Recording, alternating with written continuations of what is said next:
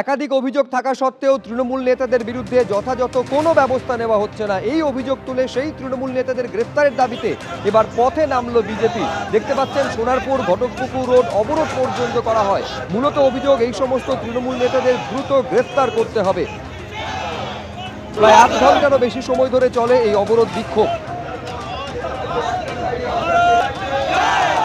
প্রতিটা কার্যকর্তার কাছে আমার বিভিন্ন আমাদের দলীয়ভাবে তার কোনো সিদ্ধান্ত নিতে হয়। আমাদের মন্ডল সভাপতি আছেন, তৃণমূল নেতা সাদেকুল দপ্তরি সহ একাধিক তৃণমূল নেতার বিরুদ্ধে গ্রেফতারের দাবিতে সরব হয়েছে বিজেপি এবং এই দাবিতে রাস্তায় নামার পাশাপাশি রাস্তা অবরোধ পর্যন্ত করে তারা।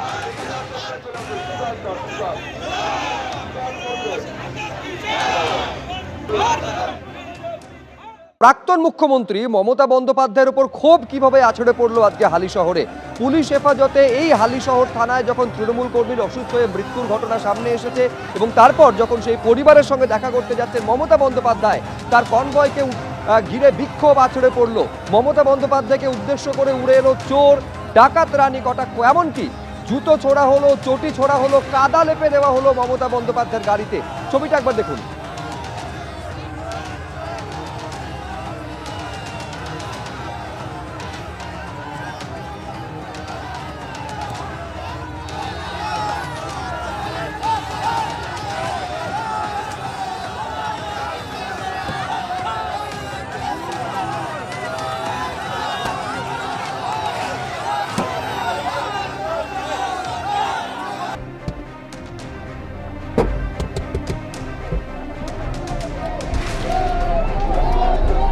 দেখতে পাচ্ছেন মমতা বন্দ্যোপাধ্যায় যখন হালিশহরে মৃত তৃণমূল কর্মীর পরিবারের সঙ্গে দেখা করতে যাচ্ছেন তখন তাকে উদ্দেশ্য করে এভাবে জনবিক্ষোভ আছড়ে পড়ল। তোলাবাজি সহ একাধিক অভিযোগে তৃণমূল কর্মী বিরজু ক্যাওটকে গ্রেফতার করেছিল পুলিশ। মৃতের বাড়িতে যাওয়ার পথে বিক্ষোভের মুখে পড়তে হলো প্রাক্তন মুখ্যমন্ত্রীকে।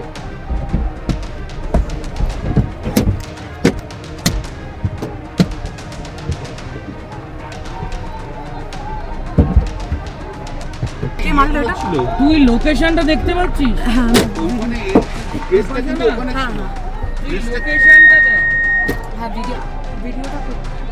লোকেশনটা তো তোকেই পাঠিয়েছি।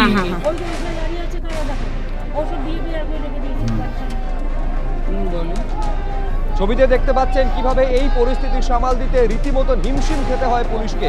মমতা বন্দ্যোপাধ্যায় যখন যাচ্ছেন মৃত তৃণমূল কর্মীর পরিবারের সঙ্গে দেখা করতে, তাকে ঘিরে প্রবল ক্ষোভ আছড়ে পড়ল। জুতো ছোড়া হলো, চটি ছোড়া হলো তার গাড়িতে, শুধু তাই নয়, কাদা পর্যন্ত ছোড়া হয়েছে। মমতা বন্দ্যোপাধ্যায় অভিযোগ করেছেন যে ইট ছোড়া হয়েছে, পাথর ছোড়া হয়েছে।